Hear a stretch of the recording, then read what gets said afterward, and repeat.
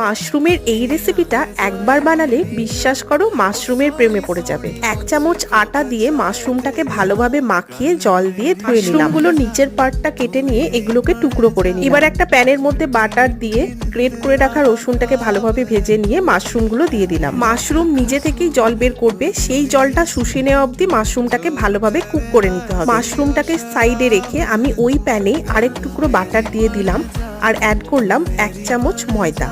ময়দা থেকে কাঁচা গন্ধ বার হয়ে গেলে আমি অ্যাড করলাম দুধ, সেটাকে অল্প নেড়ে একটা হোয়াইট সস বানিয়ে নিলাম। পরিমাণ মতো লবণ, চিনি, গোলমরিচ অ্যাড করে এই হোয়াইট সসটা ভালোভাবে বানিয়ে নিয়ে এতে অ্যাড করব অল্প তেল দিয়ে সটে করে রাখা পেঁয়াজ, কাঁচা লঙ্কা আর ভাজা মাশরুমগুলো। সবকিছু ভালোভাবে মিক্স করে নিয়ে আমি অ্যাড করছি চিজি মেয়োনিজ। 2 মিনিট লো আঁচে মিশিয়ে নিলেই রেডি হয়ে গেল বাটার গার্লিক মাশরুম। রেসিপি ভালো লাগলে চ্যানেলটাকে প্লিজ সাবস্ক্রাইব করে দিও। দেখা হচ্ছে নেক্সট ভিডিওতে, ততক্ষণের জন্য টাটা।